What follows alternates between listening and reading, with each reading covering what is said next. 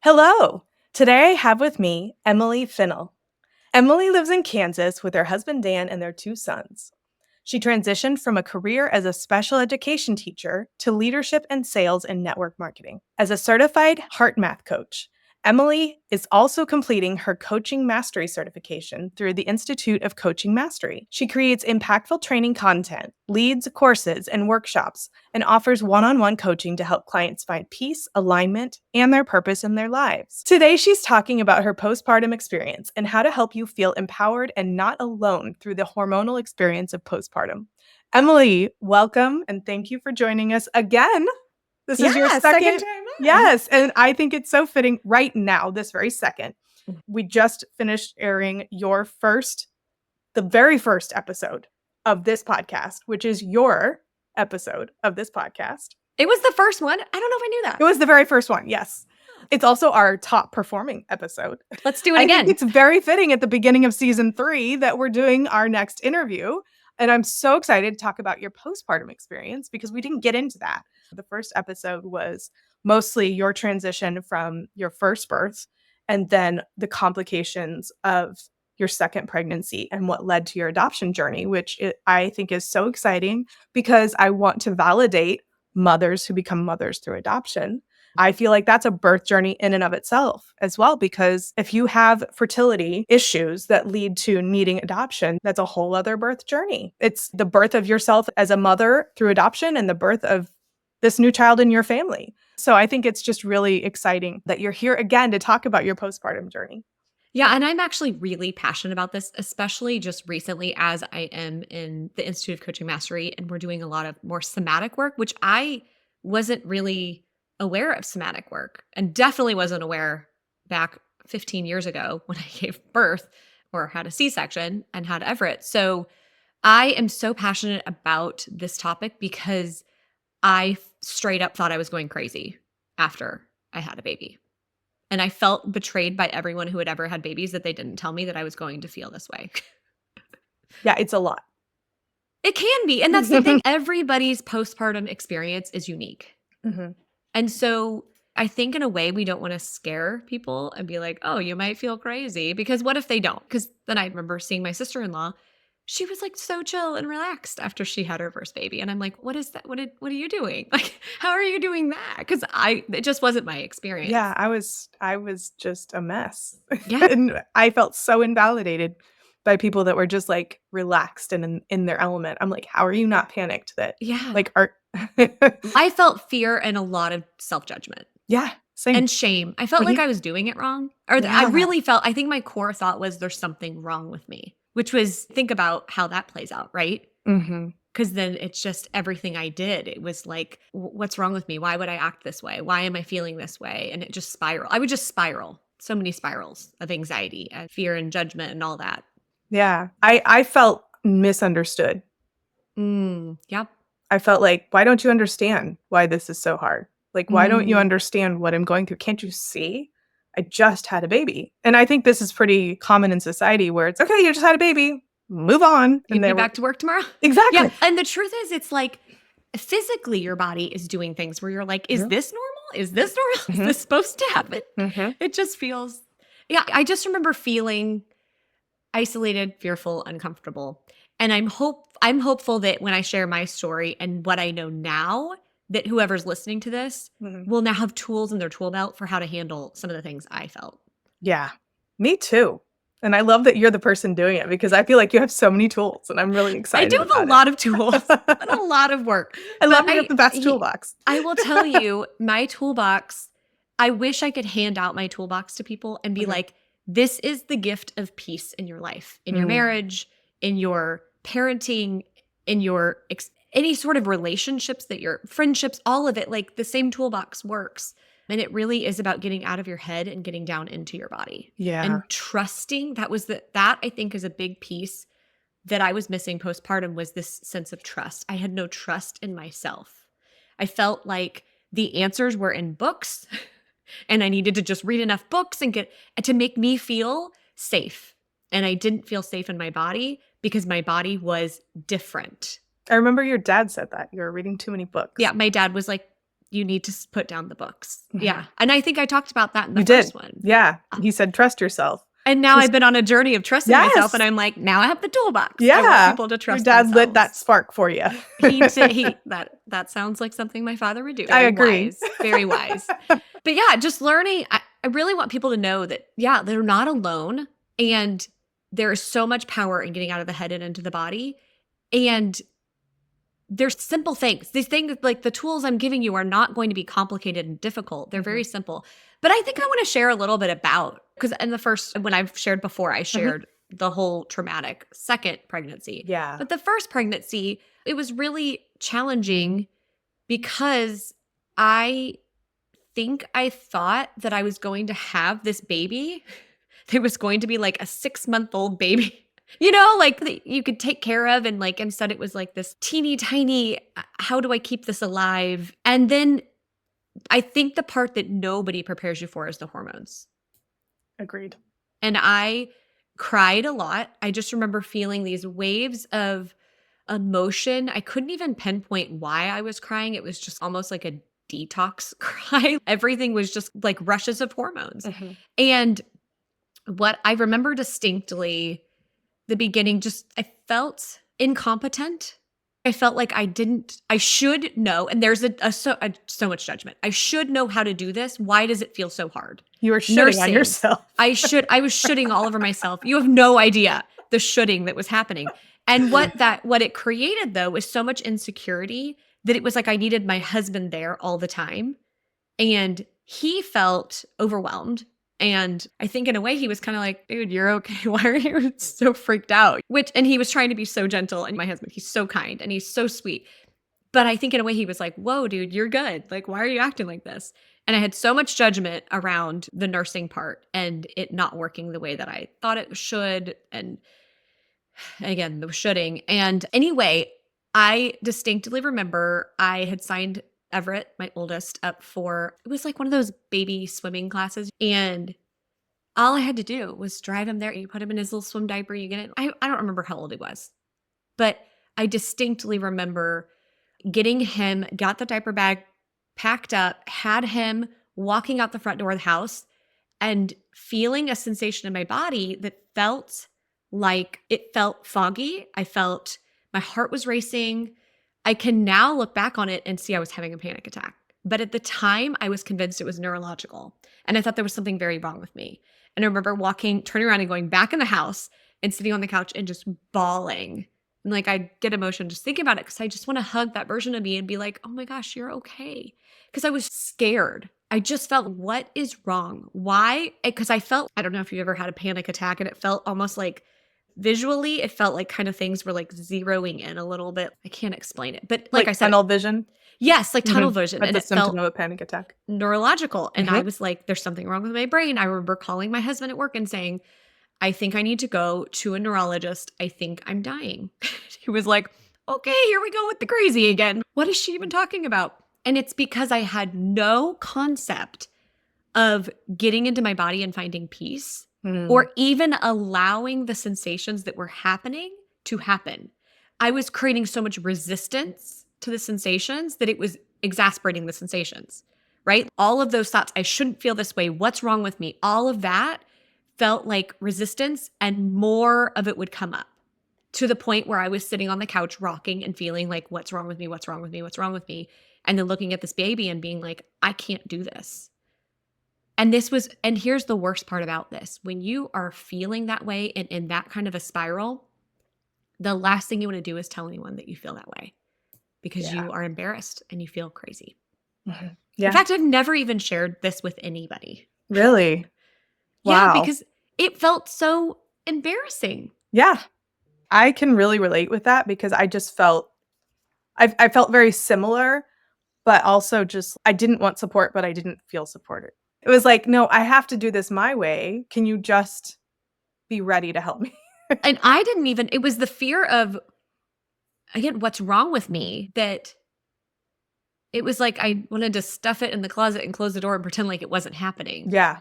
But again, there was so much resistance. And what I want people to understand is what you resist persists. If you're resisting something, it's going to keep coming up. Right. And it's almost like a toddler being like, Mom, and they just keep until you stop and say, yes.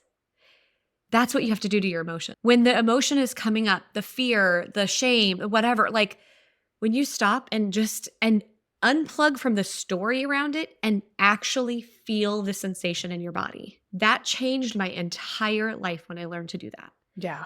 And I remember distinctly the first moment that I really did it. It was just, I feel like it's been like a year or two that I've been doing this work. Mhm. And I remember my younger son, who can be very challenging. I don't even remember exactly what he did. I think I was giving him a direction in the kitchen. Hey, will you please put this away or something like that? And it was met with a lot of, no, I'm not, like attitude, whatever. And I remember instead of responding, I took a breath. This is when I was going through my HeartMath certification, because it's part of what we do in HeartMath is just dropping down into your heart and getting into something called heart coherence. And it was just this pause that I gave myself. Before I reacted, it was this pause. And within that pause, I felt for the first time, truly felt just the sensation, purely sensation of anger. It felt like a wave coming through my body from my head all the way down. And it felt like tingly Oh, I can feel and that. fiery. Yes, you could feel it, I right? know exactly what you're talking And it about. was this wave. And what the crazy part was, is once I leaned into it and just felt the sensation, felt the wave go through my body, I was able to look at my son and respond from a grounded place. Mhm. And I was like, whoa. I feel like it's like body hacking. Yes. You're like, holy crap. But I can just feel into a sensation and get to the other side of it and not react Mhm. from this heightened emotional state where we all escalate. It was so powerful. Yeah. And then when I learned that you actually cannot feel a sensation of an emotion for more than 90 seconds in your body, Mm. unless you're looping in a story. So if you unplug from the story, like in that moment with him, Mhm. whatever he did to trigger me, I felt the anger. I stopped thinking about I should make him do this. Instead, I just felt the sensation. It washed through, and then I was able to ground into, okay, It's like bud. when you stub your toe and you try not to scream. Yeah. Yes. Let it out. Feel Yeah. it. Yeah. Just sit there and be like, Yeah. Or I say it out loud. Sometimes I'll be like, that really hurt. I mhm, feel it in my toe and it mhm, really hurt. Or mhm. yeah, speaking Still it hurt. out loud. In fact, if I went back to that day, that version of me who was sitting on the couch crying, thinking that there was something very wrong with me, that I couldn't go to the baby and me swim class, Mhm. if she would have just said, wow, I feel like I have tunnel vision. My heart is beating really fast.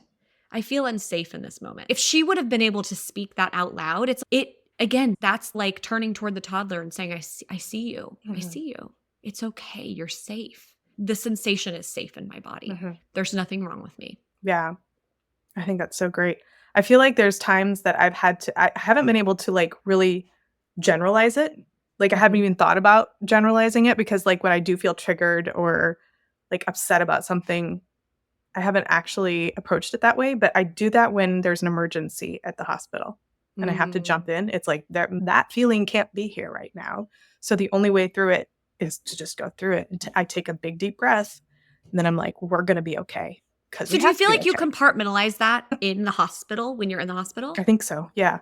That's fascinating. Anytime there's an emergency, I learned this in college actually. That's how I learned that I needed to do something along the lines of just that has like the high adrenaline because we had an emergency at the dorm. And I just remember panicking at first, then taking a deep breath, and then like feeling just like a wave of calm. And then the adrenaline that kind of just keeps you in the emergency and keeps you thinking and focused, that kind of kicked in. And then I kept it there until the emergency was over. And then I crashed later. Fascinating. Yeah. You know what that reminds me of? My older son would get really frustrated at baseball games and he would get messy and aggressive. And I remember Dan taking him in the backyard one day and he said to him, I want you to watch this. And he took a soda can and he shook it up and then he opened it and the soda went everywhere. And Dan said, this is your anger right now. And he said, now I want you to watch this. He took another soda can, shook it up, and then he took an ice pick and stuck it in the side and it shot out, right?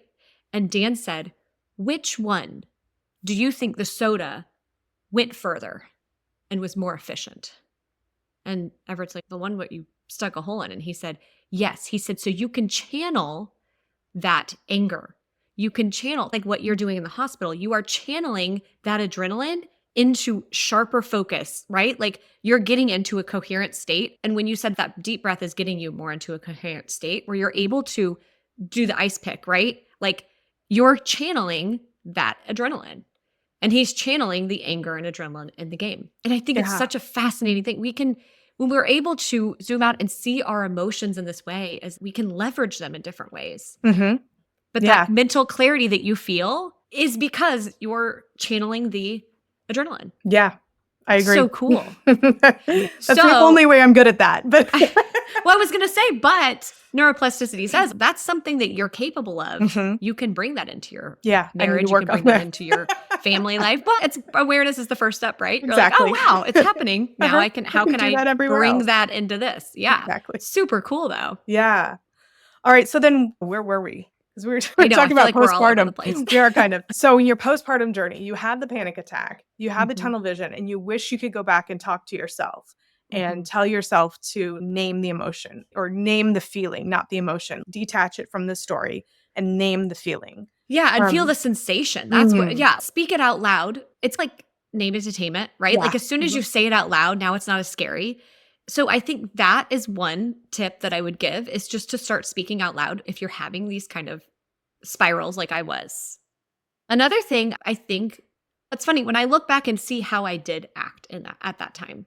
What I think created a sense of security for me was to not be alone. I tended to want to parent with other moms. If I was with another mom, I felt more grounded in my body and I felt more capable. And I needed another adult. I don't know. It was weird. But yeah, when I look back, that is how I coped Mm. was having all of these friends with babies. And we would wake up in the morning and meet at somebody's house and spend all day there. Oh, wow. That's how really when I look back at that baby stage with Ev, it was 100%. We called ourselves sister wives because our husbands are all working and we were home a lot together. Wow. It's amazing that you had that. I was the only one around with a baby when my first was born. We were in New York, and for the 4 months, we were the only person in the building that had a baby. Yeah, so that's super isolating. It was. And I worked nights, and it was like, "Oh, what's going on?" But we did have the saving grace was there were people that were willing to babysit because we had got some our breaks. huge dog, so we would have to go out when it's like at night, baby's asleep, somebody please come sit in the house or the Mhm. apartment. But that's so interesting because I wonder what it would have been like if that had been like normal. Like if I had friends around that I felt like I could do that with. Yeah. I will say it did help, but I even didn't tell them. I was embarrassed to tell them that I was struggling so much because when I was around them, I didn't struggle as much. Yeah. It felt like I could put my attention on something else. I could just hang out with them and we could talk and whatever. And I don't know. I think I'm just extremely social too, and I'm an extrovert, so You I are. needed that. Yeah. Yeah. But yeah, I think that there still was a lot of judgment. Even it was like a coping mechanism. Like being around other people didn't solve the problem. It just got me through.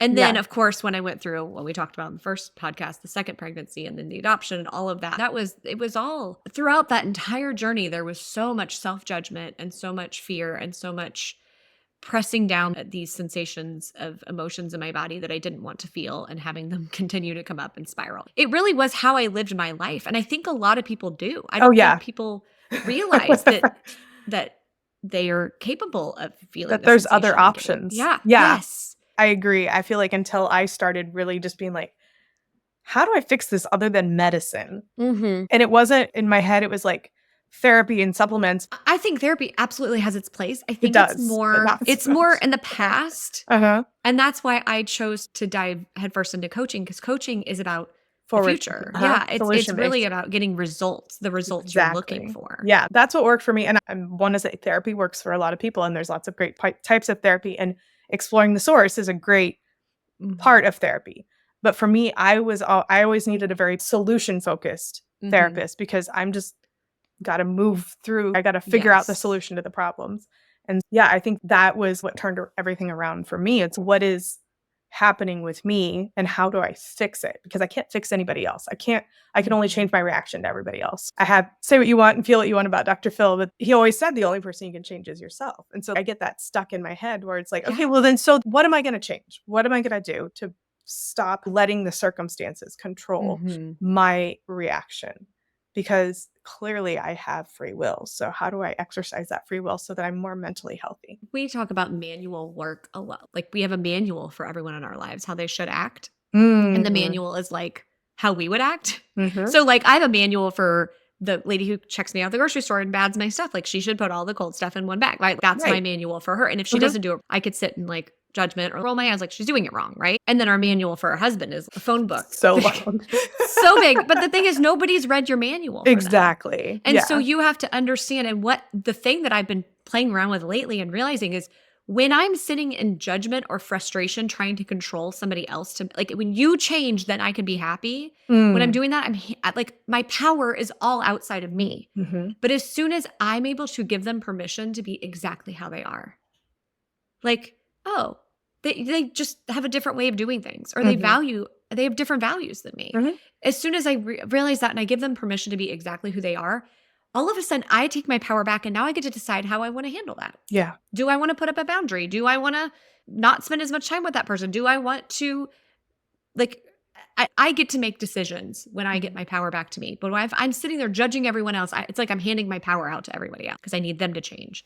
That was a big aha for me. I took a class, I think it was 2020. I was in that struggle spot. And I took this class online I reached out to two girlfriends that I really wanted to get closer to. And I said, would you guys want to take this class together? We started taking it online and we would meet every week and discuss. And in the class, this woman, Jess Lively, ended up introducing this thing called HeartMath. Have you ever heard of HeartMath? I feel like you I feel like you've talked to me about it. I think I at probably Christmas have. when we were talking, you might Yes, have yeah, talked I about it a probably little brought it up because bit. I think you would love it because it's so science-based. Yeah, yeah. It's all about science. But it's all the stuff that I was learning to know to be true, Mhm. which is the power of breath, the power of getting Mhm. into your body, all of that. But they actually have all the science behind it. Oh, And nice. so I went through a certification with them, and that's where I think the beginning of really me starting to dive deeper Mhm. into this kind of somatic work. But I would say it's called heart coherence is what they teach, which is basically balanced state where the heart and the mind and the emotions are all aligned. Okay. So it really can improve your resilience, mental clarity, physical well being. Honestly, it's what you're doing in that moment in the hospital. When you take that deep breath, you're getting into a heart coherent state. That's why you're able to channel all of that. Right. And so, as a new mother or postpartum, being able to drop into your heart like that and be able to get in that heart coherent state, it really does help you with all of this. I think that's one of the biggest tools I want to teach people is getting into heart coherency. And it's super, super easy to do. You can tell us how to do it? I can. Do you want me to Okay. do? And actually, because it's based in science, Mhm. at HeartMath, we actually have a scripted meditation to take you into this. And the whole point of it is to be able to do it in the moment with your eyes open.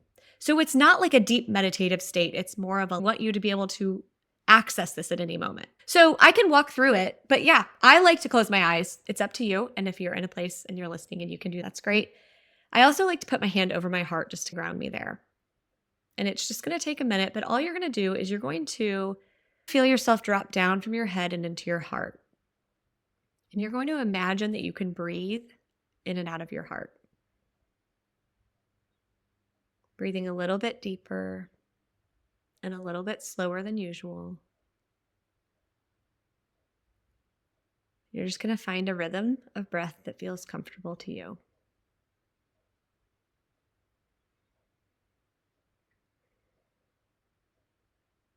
And as you continue your heart-focused breaths, you're going to feel into a sensation of joy or peace by thinking about a person or maybe a place that you can tune into that feeling of peace or joy.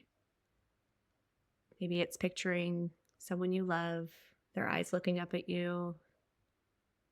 Maybe it's picturing your favorite vacation spot and picturing yourself there.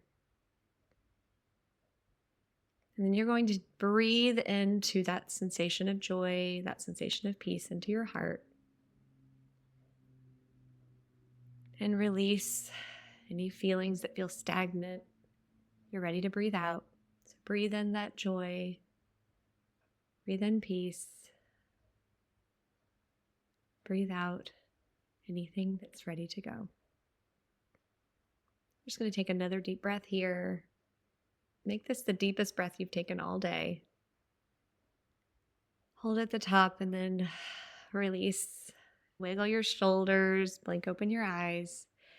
So that was not exactly on script, but it gives you an idea of what it feels like to get into that heart coherent state. Could you feel any different, Kelly, just doing that really quickly? Yeah, and I feel like that's what I do. It feels like what I did in the hospital, where I take a deep breath and I'm like, I am calm. I'm okay. Yeah. I need to focus. But we do it naturally more than you realize. Mm-hmm. But when I realized that, it was so funny when I was learning this and how to do it. I remember, my family really well. My family debates for fun. Like we find it entertaining to play devil's advocate and it's like a psychological workout. Like we love to just talk things out. And that's just how I grew up. That's what we do in my house for fun. But we get fired up. Yes, you do. Yeah. And my father and I were having a heated discussion about something. And I remember it was while I was going through my training for HeartMath. And I remember just getting into a heart coherent state. And it was fascinating. This is the coolest thing about it. And they have studies. Actually, I would love for you to look at it. They have studies proving that this happens. When you're in a conversation with someone, if you can get to heart coherency, it calms their heart rate down too. And so that's when I noticed Dad and I were both getting fired up. It was a topic we both felt really passionately about. And I just brought myself into heart. And I didn't have to do the whole meditation. I didn't have to close my eyes. I just did those deep breaths, really dropped down into my heart. And he calmed. And we ended up having a much more productive conversation. And that is when I was like, whoa, what is this? This feels magical. Sorcery. Yes. And now I literally live my life in that state. And especially, I know this is like a podcast for a lot of women that just had babies. Let me tell you, buckle up for teenage years, people. You need some heart. If you don't need heart coherency with a baby or a toddler, just wait till the teen years. And it has helped me tremendously to be able to take those few deep breaths when they come at you with something where you're like, I want to wring your neck right now. Having a 9-year-old girl. Oh, buckle up, girl. I don't even have a girl. Yeah, I know. I'm like, I didn't anticipate it happening this early, but okay, here we go. Kelly, you've got a lot because I know. We're a lot. I know. So you've got a lot coming at you, girl. I see it. I see it starting. I'm like, oh, wow. Yep. All right. But hey, look at the tools you have in your tool belt that you're going to be able to handle it.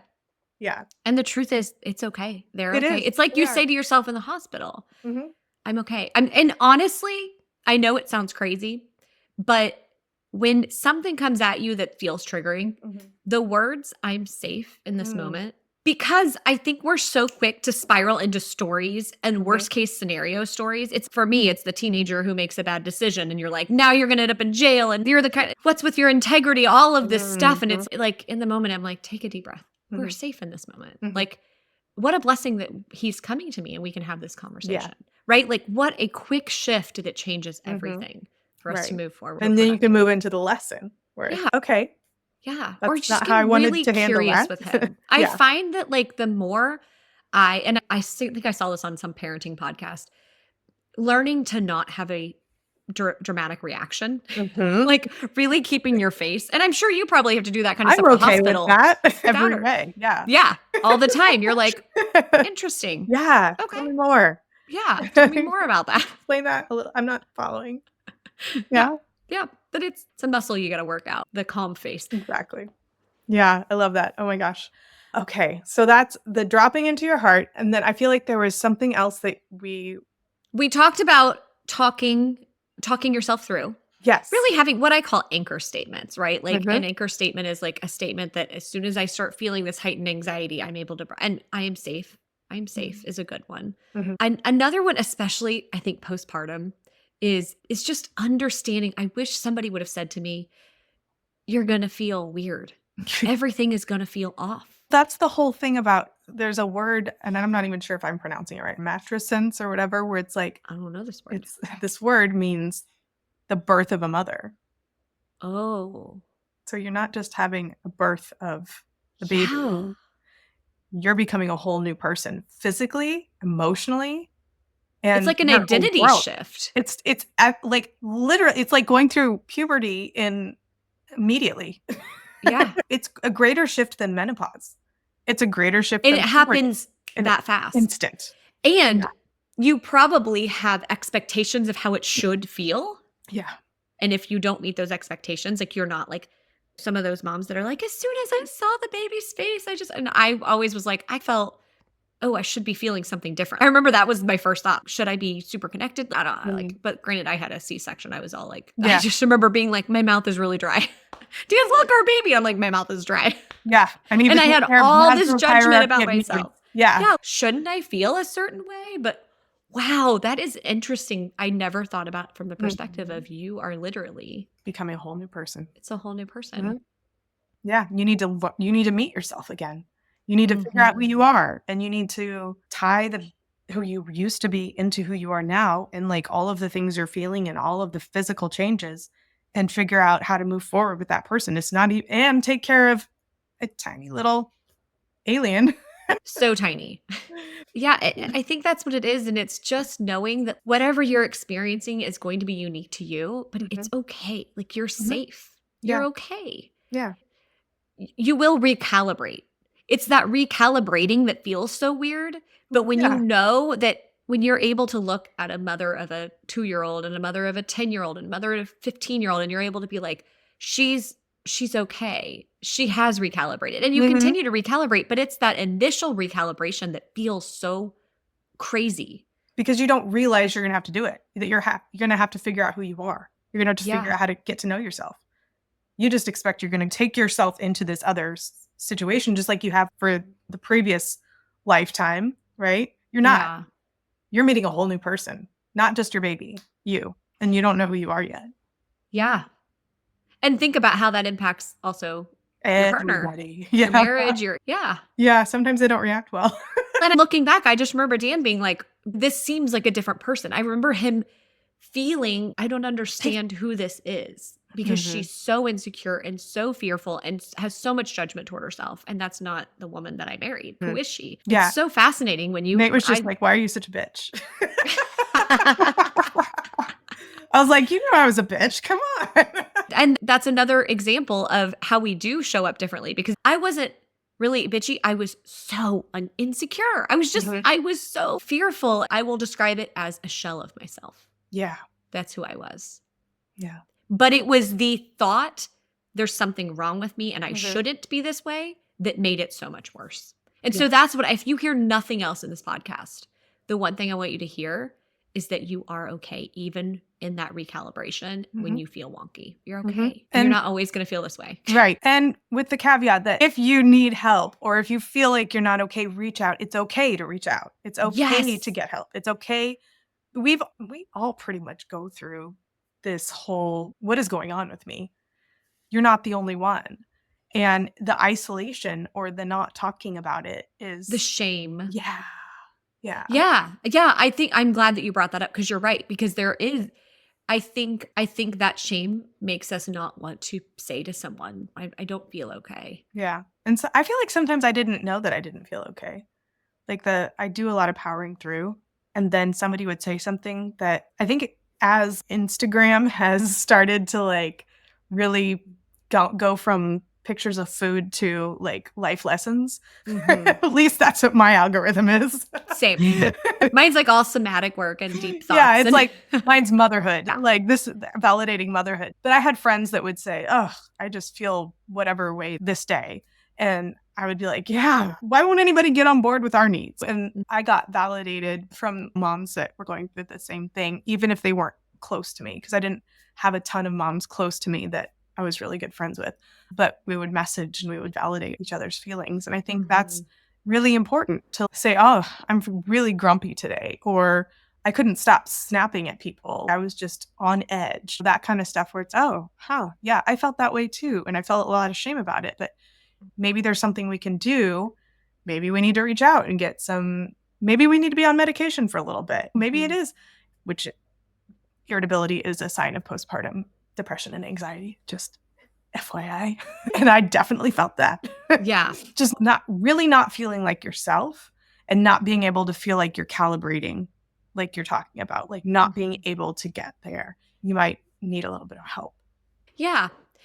I do think that we're at a new age. Like, I think I've got teenagers. It was a long time ago. And I think that nowadays it's so much more talked about. People don't have as much shame. But I still see moms in postpartum that are just like, what's going on? Yeah. This is new normal. Yeah. And I had somebody that told me that. My friend who's now a midwife, but was a doula to help me prep for delivery, she came over because she knew. I was in Washington Heights and she was in Queens, which that's a pretty big hike if you live in New York. Physically, it's not a big distance, but it's a big hike. And she came to see me after my first was born and she was like, yeah. I was like, how do you get back to normal? And she's like, oh no, this is new normal. You'll just get used to it. Welcome. And I was like, oh, that changed my expectations a lot. And yeah. How did that make you feel to hear that? Terrified. And then I was just like, time to buckle up. Yeah. It cuts you off from that graspiness of what was. Yeah. Right? Like at that moment, she was able to cut you off and then you're able to shift and refocus into what is because I was trying to now. Hang on to everything. And it was like, no, let go, move forward. This is new normal. And that was just such a healthy thing, a concept for life, essentially, because there's so many new normals, right? Okay, here we are. Let's go. Yeah, I think that was probably the most important thing that somebody said to me. And then bringing me food was the second most important thing. Yeah. Yeah, I think for me, going back to the way that I did cope, did I tell you the stroller chasing story? I think so, but you didn't tell it on the podcast. I'll tell you this story because it changed my life. It was that isolated feeling that I struggled with. And there was this woman who was also walking around our neighborhood with a little stroller with a baby around the same time. And it was a little tiny baby. And I remember driving past this woman and Dan and I are like, is she a nanny or is she the mom? And I was like, there's no way she's a mom. She's too skinny. This story is actually crazy, but we were home on a Sunday. Dan was mowing the front lawn and I had just put Everett down for a nap and I walk out into the living room and Dan busts open the front door and he was like, it's Sunday. She's not the nanny. She's walking past the front of our house and I run out of the front of the house, like dead sprint toward this woman. Okay. And she's just standing there with her stroller and she's like deer in the headlights because she is watching as a man mows the lawn and then stops and runs in the house and then a woman runs out at her like aggressively. We love this story because this woman has been my best friend for 10 years now, or 15 years now. But I ran up to her and I was so desperate for another mom friend. But then I'm face to face with this woman. I didn't know what to say. So I just stared I looked at her and I was like, do you have a baby? And she's, yeah. I was like, I have a baby too. And she was like, really? And I was like, I literally was like, do you want to be friends? Like I literally said, do you want to be friends? And she was like, yeah. And we stood there and talked forever, found out our babies were She didn't say no. No, she said yeah. And she told me that she went home and cried after that experience to her husband was like, I have a friend. And she's actually who signed me up for Plexus. I know. Isn't that so funny? We joke about that story now because our kids have like grown up as brother and sister, those two babies. But it's just, I guess what I'm saying in that is if you feel lonely and if you feel isolated, make some choices. Like even be crazy. Like I was crazy and I made a friend. But I'm so proud of myself in that moment for being bold and for being vulnerable. Honestly, it wasn't even bold. It was vulnerable. Bold. It was me saying, I'm struggling and I need a friend. And you I see that ripped your heart out and just handed her your beating heart at that moment. Do you want to be friends? Who says that? And she like was like, I still think about that moment and it changed both of our lives. I don't know what I would do literally every way. So anyway, that's just, and we ended up, then it became a term in our neighborhood. We started doing it and we stroller chased, and we ended up bringing this huge group of women together because we started stroller chasing, which is when you chase after somebody with a stroller and say, do you want to be friends? So we are highly recommending stroller chasing. If you're feeling isolated in postpartum, or if you're pregnant and you see someone who's got a baby that's a couple months older than yours and yours is going to be, start stroller chasing, man. Stroller chase. You know what? It's going to catch on. Hashtag stroller chase. Yes. But it did. It created an incredible network in our neighborhood in Dallas at the time. And those women, we still have the deepest friendships after all these years. Because I will say, if you are feeling isolated and alone, chances are so is she. Someone else is. And that's why Stacy and I connected in that way, because she was feeling all the same things. And the other thing is, if it's nice, even if you don't stay in day-to-day contact with that person, because you're likely going to be in class, like the kids are going to be in the same class or in the same grade or close to the same grade. Moms that I met, so we moved from New York to Virginia in the dead of winter, and I had a baby and I didn't know anybody and nobody was coming out of their houses because it was winter. No chance to stroller chase. Right. No, but not on the table. Spring came, we had a little playground. And so I would notice when parents would bring their kids that were my kids' age, and I got to know who they were. Even the ones that are a couple years older, I found out they had siblings when the park was a little bit farther away, so they didn't necessarily bring the siblings. And we're still here. We still are friends with those people that I met. And I remember them. I'll say, I used to play with that little boy or girl at the playground when you were little. And she would say, oh, okay. So like and then she's really social. So she'll go and she'll say, my mommy says that we played at the playground when we were little. And then I still see these people. I still wait for their moms. Like I was just on a field trip with some of the moms that I only see like once a year during Girl Scout cookie season. We all know Kelly during Girl Scout season. So yeah, it's really funny because it's like you have that connection. And for me, that's hugely important to be able to like, where do I know you from? How do we like connect? Because I'm not the best at remembering people's names. Oh, I'm horrible at names. But the thing is, I think the point is you need a tribe during this season. And it was a lifeline for me, but it took my intentional effort. Like it's not just going to happen. You're not just going to make new mom friends. You have to push yourself a little out of your comfort zone. And what I started doing was once we stroller chased and we had a few that we actually would do in my friend Joanna's backyard. We called it bring your own triple B or something. It was bring your own baby blanket and beer. Did you guys walk around the neighborhood with beer? Like strollers and beer? Oh, yeah. Oh, yeah, for sure. But no, we would all walk with our strollers over at, everybody does a Halloween, right? We would walk over to Joanna had this big backyard and we would put blankets out and we would lay our babies on the blanket and the husbands would come home from work and they would come over and we really had a community there. And that was how I made it through. And that community was there for me, especially with the second pregnancy, all of the things that happened. Those people were my rock. Like because my family was in Kansas. I was in a different state. But it never would have happened without that intentional effort. And you could do it neighborhood, website, whatever, book club, bunko. Just put yourself out there in a way that's, hey, I'm looking for people to connect with. Like book clubs to me are still a go-to. I love doing book clubs. They stress me out. I love reading books, but like having a deadline, I'm like, no. You crack me up. But I will say this about every book club I do, even my team, my leadership stuff I do. I'm like, read it or not, it doesn't matter. Just come to hang out. Yeah. You're going to have an opinion about the book even if you didn't watch it. Read it.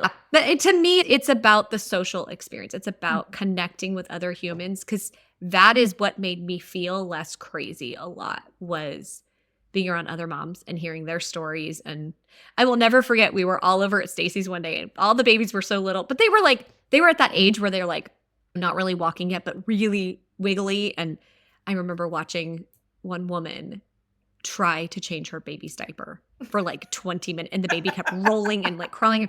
And I remember just sitting in that space and feeling so much peace in my body and feeling like I'm not alone. This is what it is. They're little crazy babies right now. And I would always feel like, why is this so hard for me? But when you see other moms in that same boat, you're like, oh yeah. 'Cause we're it's in this hard. together. Yeah. This is the way it's supposed This to. season is hard. Yeah. Was there anything else that we didn't touch on? Yeah, I think the last thing that I will leave you with is an anchor statement that really got me through. I called it my magic words. But it's when you say the words, of course I'm feeling this way. Of course this is happening, right? Like it immediately puts you in a space of compassion for yourself. That's really And funny because I say that to other people. I just hadn't thought of saying it to yeah, myself. of course I'm feeling this way. Mhm. And that's totally okay. Of course I'm feeling anxious. Of course I'm snapping at my husband. Mhm. I'm recalibrating. My body's recalibrating. Everything is different. Mhm. And I'm okay. And I can apologize. If you have rupture, have the repair. Like Mhm. be able to say I'm sorry. Mhm. But I just want to free women from the judgment and shame. I'm not saying it's all going to be perfect. I'm not saying that it's going to be smooth sailing all the time.